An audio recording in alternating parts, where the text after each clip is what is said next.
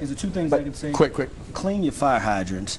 More importantly, this is from, I think his name was Steve, and he drives a truck. He said, if you would let residents know if they could wipe off the side of their cars, nothing like going down a street and they're trying to plow, and they can't see whether a car is there, a car is not there, and sometimes it becomes very difficult to make sure we plow. So, I mean, that's important. Hold that thought, Lon. I've got to ask one grubby political question. You knew I had it in me, and here it comes. Yeah. I didn't have a chance to read all of it, but I know Loose Lips has a thing today saying that you're seriously looking at a run for mayor this year. Is this true? How serious are you thinking about challenging the mayor in the primary? Well, one thing is serious is that we need these residents to stay off the roads, and we need to make sure. That's a dodge, Councilman. You're right going to make me dig up the Loose Lips Daily here and quote it back to you. What people are concerned about is the snow. And they're concerned about the schools being open and closed. They're concerned about the trucks coming inside their neighborhoods and getting there at least one time. But help me out a little. They're concerned to make sure that they're slippery. And for those driving rear-wheel drive pickup trucks, don't try to go up a hill. You're going to get stuck. So I think that's the most important thing that I'm focused on right now. If a Dodge Caravan was sitting right here on the set, it wouldn't be as big a Dodge as I just got from you. Well, let me answer the question directly. Okay. Yes, of course. I'm seriously considering it, but right now it's not the time to talk about it. It's to talk about how we help our residents get out of this huge storm that we see coming. An artful dodge. I will give you that. Thank you for that. To be continued. Lon Anderson, Kwame Brown. A break here. Back with more News Talk here on News Channel 8 right after this. 15 before 5 on this Monday. Welcome back to News Talk here on News Channel 8. I'm Bruce DePuyt alongside DC Councilman Kwame Brown, Lon Anderson of AAA. Good to have them here. Good to have as many of you calling in, and I know a lot of you waiting patiently on the line. We're going to get to a lot of your calls. Lon has some safety information. You have an update on that neighbor complaining about the lack of snow coverage in the neighborhood plowing. But joining us right now on the news line is Prince George's executive, Jack Johnson. He's with us live by car phone, I believe. In any event, Mr. Johnson, thank you as always for your time. We're dealing with a ton of snow on the ground right now, more coming. What do you want the public to know? What are you asking of the public? Well, the most important thing we're asking of the public is to be patient. This is an unbelievable snowstorm that we had. We have the primary roads in Prince George's County cleared. You can get through the primary roads. The secondary roads are done. We have just turned our attention to the neighborhoods. It's going to take a while. It's going to take at least 2 days. This is an unbelievable snowstorm. We want people also to know that if there are any emergency, they need to call 911 and we'll take care of them. We have identified 250 patients that are on dialysis in the county. We are providing transportation to them, for them, to the dialysis clinics that they have to attend. In addition to that, we are providing food for all seniors. The people on the snow routes are delivering the foods. So we are dealing with the public safety, and we are also making certain that we can keep the roads clear. But the citizens in the neighborhood, we're really asking them to be patient, and that we are not going to shift our snow removal plan. That we have to be fair, and that we have to follow the procedure that we always followed in the past, and we're not doing individual streets because someone calling in and requesting that this street be plowed first. Understood. The December 19th storm, Mr. Johnson, you expressed public frustration with people getting out who shouldn't have been, getting bogged down and getting in the way of the plows, so that their job, already tough and difficult and time-consuming, was made even worse. As briefly as you can, what's been your observation this time around?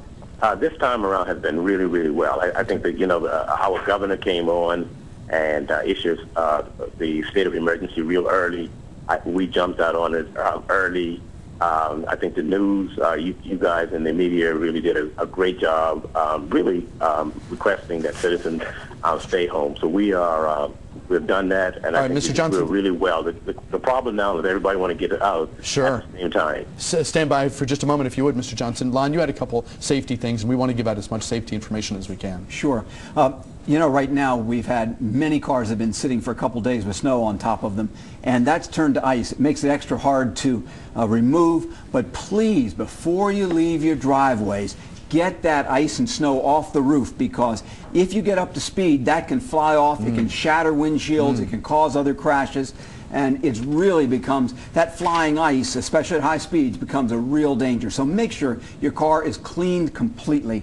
Second thing is, we've heard, there are going to be patches of ice out there. We're going back into the teens tonight. We've got another storm coming. Don't get overconfident. You've got clean roads, so you think you get up to speed, and boy, just that quickly you can hit a patch. Please, we're really worried about driver overconfidence. And Councilman Brown, you had an update on the caller who said earlier that their neighborhood seems never to get attention from the plans. Right, that was Jessica, and I just want you to know, Jessica, we just got off the phone with Gabe at DDOT, and they said they're putting you in the queue to make sure they come by and plow your streets. Let me say it's important that we care about the residents of the District of Columbia, and being patient is probably the #1 objective. I think every side street needs to be hit at least once before this next major storm comes, and we're just asking that the mayor get out there and make sure that happens. Let me go to line 4, and we're not going to keep Mr. Johnson holding a long time, but I do want to go to line 4, and I think it's Karen in Southeast. I hope so. Karen, welcome. Go right ahead, please, with your question or comment.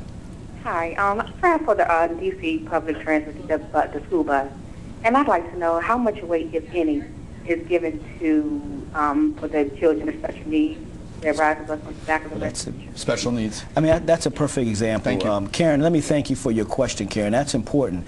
The #1 concern is that how would those buses get down these side streets to pick up those that need, if the schools were open, to get to school? And it's almost impossible. I mean, the mail was not even delivered. The buses aren't even going down the streets. And those are the type of concerns that I think that residents are saying, hey, look, before you make a decision to open schools, be sensitive.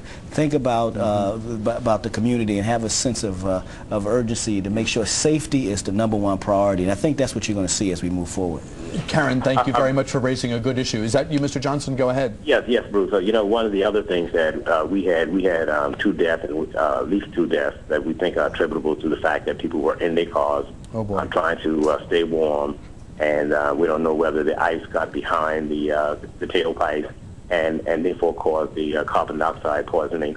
And so we're really asking people, if you're in your cars, make certain that you, well, actually, you should try not to stay warm in your car, and just be real careful, because it's very dangerous. Mr. Johnson, we're going to let you go only because I know you have a lot of issues to attend to, and it's a busy time for you and your staff.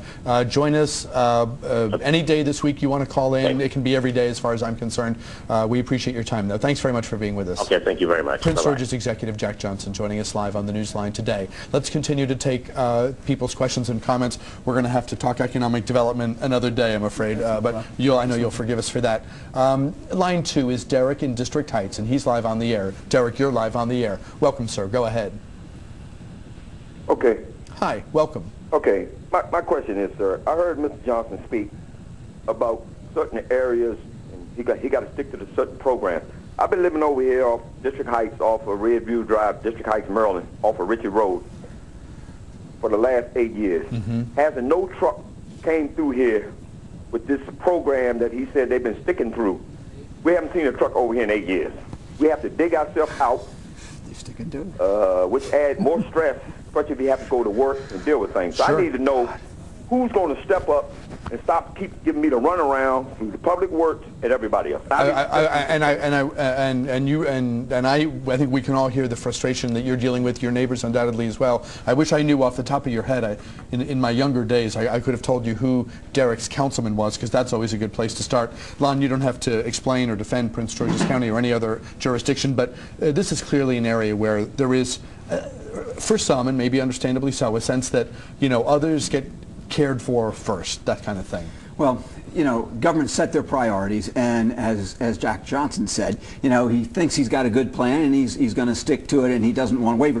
When it is really a tough thing to deal with, and I'm sure Kwame knows that, but if you start playing political favorites, and some people will always perceive that that's being done, that some neighborhoods are getting cleared when others aren't, I mean, it can cause a lot of rancor. We have about 20 seconds left in the show. Well, in terms of playing politics, clearly, my street, Councilman Alexander Street, and I believe the Chairman Street wasn't plowed, so there's no political favorites there going on. I do think that as we move forward, the best way is to get some of these elected officials out so they can go and see what's going on in the rest of the city, and I think urge that next time that happens that the mayor pays special attention to that so they can be out talking to their constituents, so we're all on the same page, giving them all the safety warnings that's needed. Kwame Brown, Lon Anderson, great conversation. Thank you both. Thanks for having me, Bruce. Back in a moment with the program note right after this.